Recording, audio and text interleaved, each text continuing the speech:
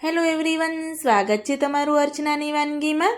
તો આજે હું અહીંયા 100% ખાવાનો સ્વાદ બમણો કરી દે તેવી અને 1 વર્ષ માટે સ્ટોર કરી શકાય તેવી ટેસ્ટી એવી કાચી કેરીની ચટણી બનાવીશ।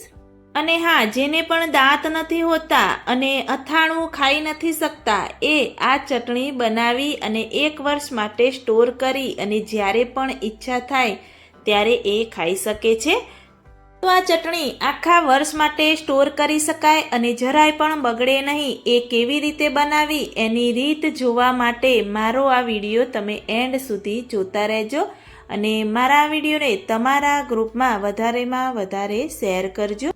ચટણી બનાવવા માટે મેં અહીંયા 500 ગ્રામ કાચી કેરી લીધી છે અને હા, કાચી કેરી એકદમ કાચી અને કઠણ એવી કેરી લેવાની। મેં અહીંયા તોતાપુરી કેરી લીધી છે, પરંતુ જો તમને દેશી કેરી પસંદ હોય તો તમે એ પણ લઈ શકો છો। કેરીમાં અલગ અલગ જાત આવતી હોય છે, એ રીતે તમને જે મનપસંદ કેરી હોય એ તમે કેરી લઈ શકો છો અને ચટણી બનાવી શકો છો। તો આ ચટણી છે એ આપણે પરફેક્ટ માપ સાથે બનાવીશું। તો બધી જ કેરી છે એની છાલ આપણે પહેલાં તો ઉતારી દઈશું અને છાલ ઉતારવી એ ખૂબ જ જરૂરી છે। આપણે છાલ ઉતારીને જ કેરીની ચટણી બનાવવાની છે।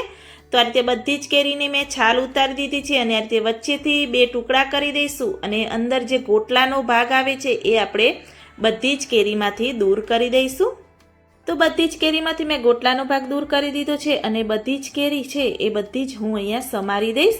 અને હા, આપણે આ કેરી છે એકદમ રફલી એવા ટુકડા કરી દેવાના, એને પરફેક્ટ એવી કોઈ નાના કે મોટા એવી નથી સમારવાની। તો આ રીતે તમે જોઈ શકો છો કે મેં મોટા મોટા ટુકડા કરી કેરીને સમારી દીધી છે।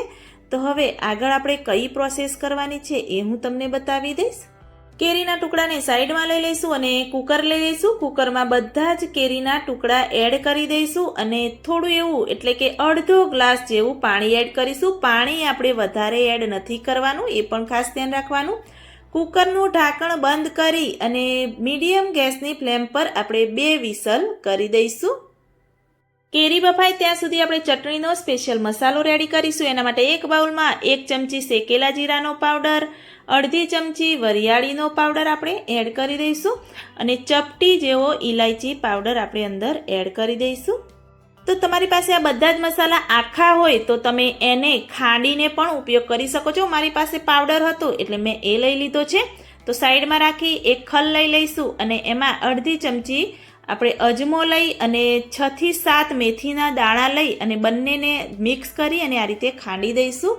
મારી પાસે આ બંનેનો પાવડર નહોતો એટલે હું આ રીતે ખાંડી અને એને પણ જે મસાલો આપણે કર્યો છે એમાં મિક્સ કરી દઈશું। અને જો બધા જ મસાલા ખાંડેલા ન હોય, રેડી ન હોય, તો બધા મસાલા આ રીતે ખલમાં મિક્સ કરી અને તમે ખાંડી શકો છો અને આ મસાલાથી ચટણીનો સ્વાદ એકદમ સરસ આવે છે। એને પણ ખાંડી અને જે મસાલો બનાવ્યો હતો એમાં આપણે આ રીતે મિક્સ કરી દઈશું। તો આ મસાલાનું માપ મેં 500 ગ્રામ કેરી લીધી છે, એનું પરફેક્ટ માપ છે। સાઈડમાં રાખી કેરી ચેક કરી લઈશું। તો કેરી પણ આપણી સરસ એવી બફાઈ ગઈ છે। મેં 2 વિસલ કરી હતી, પરંતુ કેરી સરસ એવી બફાઈને રેડી થઈ ગઈ છે। તો હવે કેરીનો પલ્પ છે એને આ રીતે કાણાવાળું ચારણો લઈ અને એમાં બધું જ એડ કરી દઈશું અને સરસ એવો પલ્પ બનાવી દઈશું। કોઈ એવા મોટા એવા ટુકડા કે કોઈ કચરો એવો છાલ કે છોતરા જેવો ભાગ હોય, રેસાનો ભાગ હોય, એ બધો જ ઉપર રહી જશે અને સરસ એવો કેરીનો પલ્પ આપણો નીચે આવી જશે। તો આ રીતે ચમચાની મદદથી બધું સરસ એવું મિક્સ કરીશું એટલે તમે જોઈ શકો છો કે સરસ એવો કેરીનો પલ્પ આપણો થઈ ગયો છે રેડી। તો મેં તમને કહ્યું કે આપણે ચટણી છે એક પરફેક્ટ માપ સાથે બનાવીશું। તો 1 બાઉલના માપ પ્રમાણે આપણે પલ્પ બધો જ બાઉલમાં લઈ લઈશું। તો 1 બાઉલ ભરી આપણો કેરીનો પલ્પ થયો છે, તો એની સામે મેં અહીંયા 1 બાઉલ ભરી સાકર લઈ લીધી છે। તો તમે સાકરની જગ્યાએ ખાંડ પણ લઈ શકો છો, ગોળ પણ લઈ શકો છો, પરંતુ સાકર અત્યારે ઉનાળાની ગરમીમાં શરીર માટે ખૂબ જ એવી ઠંડક આપે છે એટલે મેં અહીંયા સાકરનો ઉપયોગ કર્યો છે। સાકર મિક્સર જારમાં લઈ અને ઢાંકણ બંધ કરી એકદમ ઝીણી એવી પીસી અને આપણે રેડી કરી દઈશું। તો આ રીતે મેં સરસ એવો સાકરનો પાવડર બનાવી રેડી કરી દીધો છે। તો હવે એક જાડા તળિયાવાળું મેં બાઉલ લઈ લીધું છે અને એ બાઉલમાં આપણે જે કેરીનો પલ્પ બનાવ્યો હતો એ બધો જ અંદર એડ કરી દઈશું અને જે સાકર મેં દળી હતી એ બધી જ સાકર આપણે એડ કરી દઈશું। 1 બાઉલ ભરી પલ્પ હોય એની સામે આપણે 1 બાઉલ ભરી સાકર ખાંડ કે ગોળ લઈ લેવાનો. તો આ રીતે બંનેને મિક્સ કરીશું અને આ રીતે મિક્સ કરીશું એટલે પલ્પ સરસ એવો થોડો એવો ઢીલો થશે. સાકર થોડી એવી પીગળશે એટલે ઢીલો થશે. અને હા, સાકર અને કેરીના પલ્પને આપણે પહેલાં આ રીતે નીચે બાઉલ રાખી અને મિક્સ કરી દેવાનું અને પછી જ આપણે એને આ રીતે ગેસ પર રાખી દઈશું. તો ગેસ પર મેં રાખી દીધું છે. ગેસની ફ્લેમ એકદમ મીડિયમ રાખવાની, નીચે ચોંટે નહીં. અને આ રીતે આપણે ધીમે ધીમે એને મિક્સ કરતા રહીશું અને હલાવતા રહીશું. તો તમે જોઈ શકો છો કે થોડું એવું ગરમ થયું છે અને મીડિયમ ગેસની ફ્લેમ મેં રાખી છે એટલે ધીરે ધીરે આ રીતે ગરમ થતું રહેશે અને થોડું એવું કૂક થતું રહેશે. તો આની આપણે કોઈ ચાસણી નથી બનાવવાની, થોડું એવું જ એને કૂક કરવાનું છે. જો વધારે પડતી ચાસણી થઈ જશે તો જે ચટણી છે એકદમ કઠણ અને કડક બની જશે. તો આ રીતે થોડું એવું કૂક થઈ જાય એટલે ટેસ્ટ અનુસાર મીઠું એડ કરી 1 ટેબલસ્પૂન કાશ્મીરી લાલ મરચું આપણે અંદર એડ કરી દઈશું અને બંનેને સરસ એવું મિક્સ કરી દઈશું. તો 3 મિનિટ જેવું મેં પહેલાં કૂક કર્યું અને હવે આ રીતે મરચું અને મીઠું એડ કર્યા પછી આપણે 3 મિનિટ જેવું જ કૂક કરવાનું. ખાસ ધ્યાન રાખવું કે ચાસણી ન બની જાય અને વધારે કઠણ ન બની જાય. તો આ રીતે થોડું એવું મિક્સ કરી અને 3 મિનિટ જેવું થવા દઈશું. તો જ્યારે પણ આપણે જમવા બેઠા હોઈએ છીએ ત્યારે આ ચટણી જો તમે સાઈડમાં લેશો તો પણ ખાવાનો સ્વાદ એકદમ બમણો કરી દે તેવી ટેસ્ટી એવી ચટણી લાગે છે.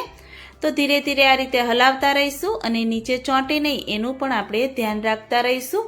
ગેસની ફ્લેમ મીડિયમ રાખવાની છે એ પણ ખાસ ધ્યાન રાખવાનું. તો તમે જોઈ શકો છો કે ચટણી થોડી એવી જાડી થઈ ગઈ છે અને આ રીતેની પરફેક્ટ એવી ચટણી થાય ત્યારે આપણે ગેસની ફ્લેમ બંધ કરી દેવાની અને ચટણીને આપણે નીચે ઉતારી દઈશું. તો ચટણી પરફેક્ટ આપણી બની છે તો એને નીચે ઉતારી અને ચટણી ગરમ હોય નીચે ઉતારીને તરત જ આપણે જે મસાલો બનાવ્યો હતો એ મસાલો અંદર એડ કરી દઈશું. તો ગરમ ગરમ ચટણીમાં મસાલો એડ કરશો એટલે મસાલો પણ સરસ એવો અંદર જ મિક્સ થઈ જશે અને કૂક થઈ જશે. આપણે જ્યારે ગેસ ઉપર મરચું અને મીઠું નાખ્યું ત્યારે આ મસાલો એડ નથી કરવાનો, એ પણ ખાસ ધ્યાન રાખવાનું. આ રીતે નીચે ઉતારી અને તરત જ મસાલો એડ કરી મિક્સ કરી દઈશું. તો અત્યારે થોડી એવી ઢીલી ચટણી લાગે છે પરંતુ થોડી હજી ઠંડી ચટણી થશે એટલે થોડી એવી થીક થશે.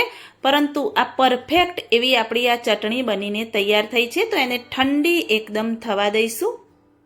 તો આ રીતે ચટણી આપણી એકદમ પ્રોપર એવી ઠંડી થઈ ગઈ છે અને તમે જોઈ શકો છો કે ચટણી આપણી એકદમ સરસ એવી પરફેક્ટ જાડી થીક એવી બનીને તૈયાર થઈ ગઈ છે.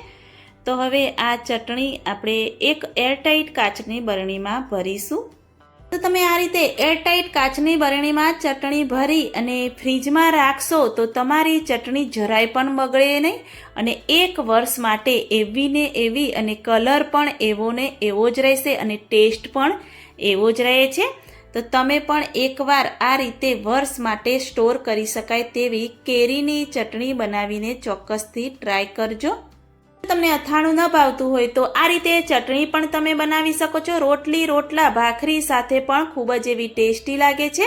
તો મારી રેસીપી એકવાર ચોક્કસથી ટ્રાય કરજો અને મને કમેન્ટમાં જરૂરથી બતાવજો કે મારી આ રેસીપી તમને કેવી લાગી.